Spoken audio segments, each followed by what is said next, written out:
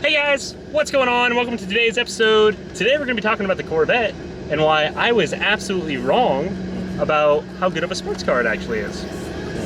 Let's get into that. Let's. Cheerio. Cheerio.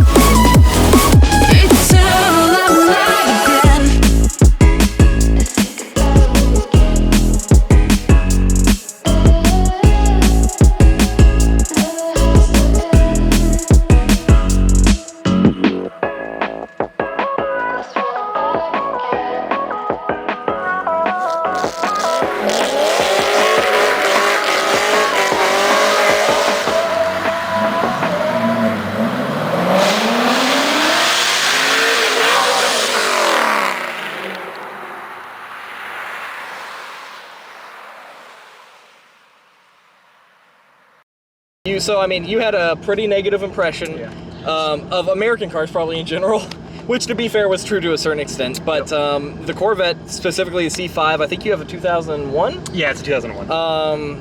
Why has this been the car that's kind of changed what you thought of a Corvette? Because it handles so much better than I originally anticipated.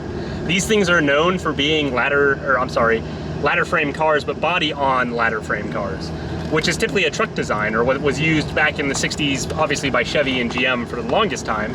I always thought that these cars were just boats and didn't handle worth crap and weren't fast and didn't give good cornering speed or have good mechanical grip. I was 100% wrong. Yeah, you're wrong, right? You love this thing, right? Yeah, oh, it handles so well. Right. And the one thing too, you gotta remember, this car came 100% from Copart. I haven't actually changed anything in terms of bushings or anything along those lines. And the car just drives and handles phenomenally. Going through the corners, I know exactly what the car's gonna do. It feels so well planted, and I don't really have any issues with it whatsoever. Yeah, I mean, the thing that shocked me about this, and I haven't been really in a C5 besides yours. I've driven a C6, C7, hopefully one day a C8. And they're impressive cars, but you kind of expected it at those, at those price points for one. But at the time of the design, you kind of expect that. I mean, this car was designed in the 90s, and you just don't expect it to handle like it does. It has so much grip. No, you really don't. When it starts leaning on those tires, you just kind of expect it to give at some point. Yep. And it just doesn't feel like it does. Now, granted, this is also on Firehawks. Yep. Good tires, summer tires, but as you should be on if you're in a Corvette. But it really is incredible how much grip you get out of this chassis. And once again, at the price point, this is a price segment that's really competitive, especially for used cars. Oh, yeah. But this one has to be up there toward the top of them. I mean, this is unreal, the amount of car you're getting for the price. I know you're also impressed with the power plant. Oh, you know, the LS, obviously, time tested, you know, great engine. But yeah, you fall in love with everything about this car. Since you love it so much, though, give us some stuff that you would change you don't like so much about the car. Biggest thing is the interior, and anybody that buys a C5 Corvette is going to complain about the interior. Yeah. It's crap plastic interior. Honestly, though, if you're coming from something like a 240SX, it's no worse than that. Right. It's no better than that. You're already used to it. Well, and you have a nice OMP seat. You know, you're planted. You're looking good. These seats suck. They're not great. They're not good. So, yeah, on that same topic, that was actually the whole reason I installed the OMP seat. I was very unhappy with the stock seat in this car. And that is actually the first thing that I would complain about in terms of it being a driver's car, is the stock seats it came with were not driving seats whatsoever. They didn't hold you in any way whatsoever. I literally had to hold my knees up against the doors of the transmission tunnel to keep from sliding. And that's not what you want in a driver's car. You want to be able to focus on the corners and what's up ahead of you. And so it was very distracting to sit in a seat like that and try to drive fast. And so that's the whole reason why we made sure that first thing I changed was the OMP, or changed the stock seat to the OMP seat, and I would never go back. I absolutely love this seat, and it doesn't have to be OMP. You guys absolutely can put in Recaro, whatever brand seat you prefer, but you can't go wrong with a seat like this. These OMP seats are phenomenal, but it's definitely a must-have for the Corvette, especially the C5. C6 is probably a little bit better. C5 is a must. Well, and I mean, that's obviously the first thing you're going to change. If you're looking at a C5, the first thing you're going to be changing are those touch points, you know, the seat, the shift knob, and possibly the steering wheel if you really want. Those are going to be the first things you probably change out. Yep. But that's kind of the great thing about this setup at the same time, is that that's kind of all you really have to change out to enjoy the car. So that's the other thing, is I actually haven't touched the suspension yet at all on this car, other than my wheels and my tires. Obviously, I've replaced with those Kansai 18x9 wheels, and I'm running 245 40s all the way around. And so I actually have a little bit less width in the rear than what comes stock. I have a little bit more up front, but a little bit less in the rear. Stock is actually a 275 in the back. We're now running, again, 245s all the way around, a square setup. And with that, it's even more impressive how much grip I still have. Granted, these are really good tires. I highly recommend, if you guys need a good summer performance tire that's not breaking the bank, I highly recommend the Firestone Indy Hawks 500s. I've ran them on my S2000. I've ran them on my 240s. I absolutely love those tires. They're about $100 a pop. You can't go wrong with that. Yeah, very competitive with upscale market ones too. Of course, you've driven my Yokohama Advans. Yeah. Very comparable to those.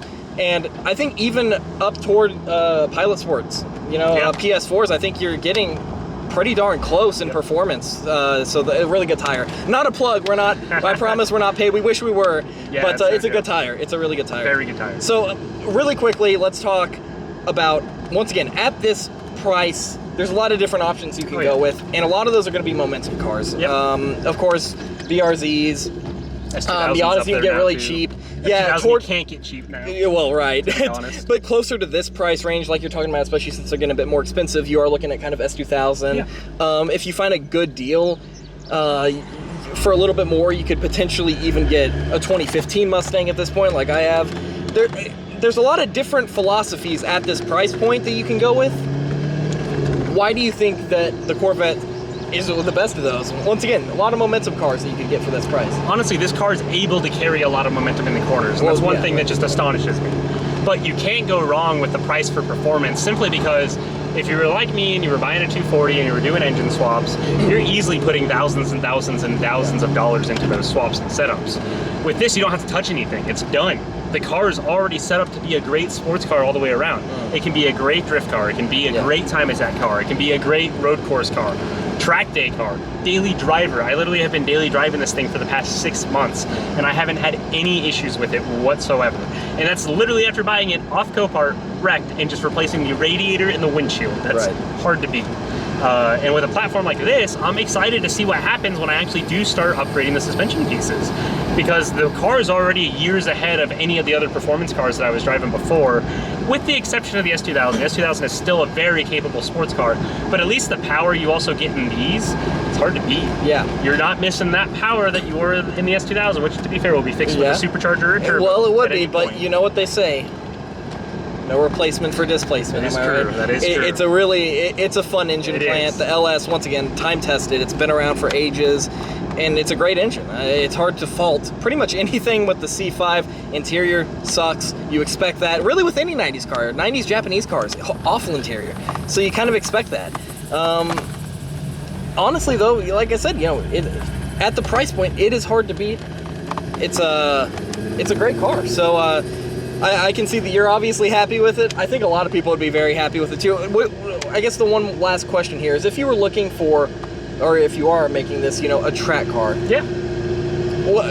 Are you recommending this over a Miata? You can make a Miata track very cheaply and very well. Same thing with a BRZ. I mean, is this in that price range that you think you I could would do that? say so, because in all honesty, when you go and you start building a race car, it's never as cheap as you think it's going to be. Even with Miatas, no matter what, it's always expensive. Yeah. Especially if you're talking about having to put a roll cage in a chassis. Now, don't get me wrong. If you've got a car that already has a roll cage, maybe you've got a good setup you're already starting with, and you don't need to go to a different chassis. But if you're fully building a car and you need to put a roll cage or something in it, this is one of the best platforms you can get, because it's fully capable of anything, and literally the only thing you have to do is just put a roll cage in it, and you can start taking it to the track. Like, that's, and I don't mean that like as if you can't take it to the track without a roll cage. You can start competing in races at the track with a roll cage. You could go to track days stock. Yeah, can't beat that. No, really it's a great track day car. I mean, it's fast, it's good. You said brakes feel good. Oh yeah, solid. Put some slotted rotors on it. You know, once again, the price, and that's what you have to keep in perspective. Obviously, you know, if you're comparing this upscale, if you're comparing this to 911, you know, Porsches, it's obviously, you know, not going to hold its own there. But when you're talking about finding one of these used, it's 20-year-old suspension that we're running in this thing right now. Hasn't been touched. and it feels great. It feels great. You know, the power steering's a bit squeaky. It has its bugs, but considering how much you paid for this, we're out here driving on beautiful roads, and you can hear gorgeous V8. It's fast as heck. It holds its own in the corners. So good. I mean, it's tough to beat this. And so, if you could do it all again, is this what you would choose? Absolutely. Yeah. Absolutely. I think this is one of the best chassis out there, 100%. Ever since they developed the C5, and the C5 was the first Corvette to have the transmission in the back, which is part of what gives it such good balance in the corners. Yeah. It is almost a near 50-50 weight distribution. It's a 51-49. But I think it's a fantastic platform, and obviously Chevy thought so too, because they used the exact same platform in the C6 and the C7 with some minor changes here and there, but overall the design's very much the same. So it looks a bit like an oaf, you know, like you look at it and you think that thing can't do what I think it should be able to, right? You know, it's a Corvette. You hop in it and it just proves you wrong, and like you said, they've used it for so long. It's way more clever than you think it has any right to be. You know, you look at the design. I believe this thing still uses leaf springs, doesn't it? Yeah, technically it does. And They're made out of fiberglass too. You know, you look at it on paper and you think, what a ridiculous design that's never going to handle well. It's way more clever than you give it credit for. Yep, and I was absolutely wrong. For the longest time, I used to think these were crappy handling cars. They weren't faster on the corners. Sure, they could be fast in a straight line, but I thought that was really all they were worth. I was 100% wrong. Right. These are very capable cars, and they're very good driver's cars. In fact, this has become one of my new favorite driver's cars ever. Yeah. And that's saying something, because I was very loyal to the S2000, and I still very much am. But this is very easily up there with how capable of a driver's car it is. Right, a great price, great car. One more thing you really got to talk about, and this is, of course, your experience solely. You got it from Copart. Of course, you don't get as good of deals on there now, but from your experience, it was a pretty lightly wrecked car for the most part. The windshield was busted out, things like that, but all the cost in and everything, how much do you think it cost you to get this car on the road, running right? I think total, after everything, probably about 85 to 9, I think, realistically. That's including taxes and licensing, because I want to be realistic with my costs. Like, actually getting it to where I could drive this car on the street legally, probably close to about 8,500, 9,000 after everything's said and done. That was with a new radiator, new windshield. That's hard to beat. That's hard to beat. That's hard to beat. Once again, at the performance level, find me a V8 sports car that handles like this for $9,000. It's not out there. And these aren't really either now. You know, people have kind of understood how good these cars are, and we're not trying to drive the price up even more, we promise you. Within the past year, these cars have just doubled almost in value, and it's insane. I don't think a wrecked one necessarily is going to hold as much value as it has, but I certainly think I can sell this for a little bit more than what I've actually put into it. And that's nice to know, but it's also a little bit discouraging, because they are starting to go a little bit too high in price, I think, a little bit. C5s are almost starting to get into that C6 range. Then that's where I kind of draw the line, where I'd rather just have a C6 at that point. Yeah, I mean, I don't know if you have driven a C6 ever, but not yet. I mean, when you get to that next level, I'm not sure how much you're gaining, to be honest. It's true. Of course, you're getting the new engine. I think they added, what, 50 horsepower or something like that? I'm at least saying, from a starting point for that price range, I would rather get a C6. You're starting to get to $18,000 for a C5. Right. That's where I think a C6 is just a better starting point. And of course, unless you are just a fan of the pop-up headlights. Yeah, don't get me wrong. You can only get the pop-up headlights in the C5. Yeah, you can't go wrong with pop-ups. I miss them so much for my 240. That was, I remember, always my biggest regret with the 240 was getting rid of my pop-up headlights. If you guys are thinking about getting rid of your pop-up headlights, don't do it. Pop-ups for life. I love pop-up headlights. Well, once again, it's a great price. He got a steal on it. Oh yeah. You can check on Copart. You might still be able to find a deal out there. It is possible, but performance, everything baked into the cake here. This might be the best performance car you can get on the market for the price. Speaking of Corvette. There you go. We did the wave! There you go, you did the wave. They waved at us! You're part of the club finally. I need to go get my Nikes on now. But seriously though, it's a great car, and you know, the nice thing about this too is the reliability. You know, you could go out and get, you know, a 944 Porsche, you know, or something like that, but you're just never going to get to the reliability of something like this. Oh yeah. So now, it's pretty great. With all the good things being said, the one caveat is price of parts. You will pay a little bit of a premium for Corvette parts. That's just how it is. The Corvette is the staple in Chevy's sports car, so it just naturally has higher prices. The reason I bring that up is that one of the first major things we are going to have to do for maintenance on this car is the clutch.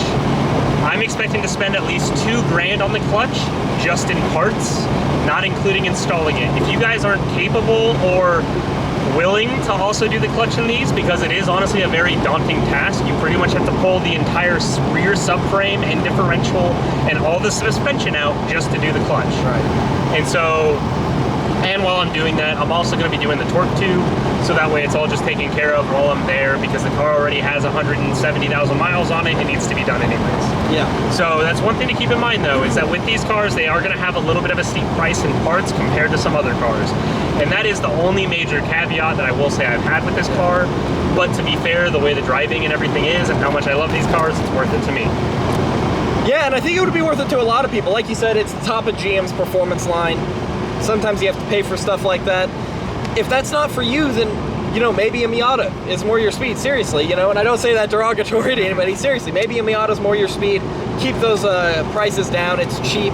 You can still have a ton of fun in Miata. But if you're looking to step up to that next level of performance, you're looking for something that corners well, has that V8 power, makes those sounds. You're looking for this. Power. You're looking for this.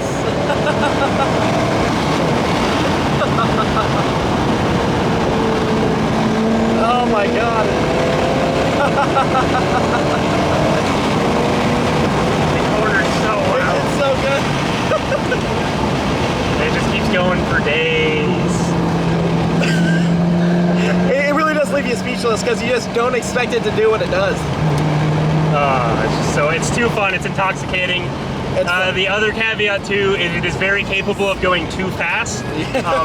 So your probability of getting a ticket may increase depending on how you use it, whether or not you frequently visit Mexico. It's up to you. That is a fair point.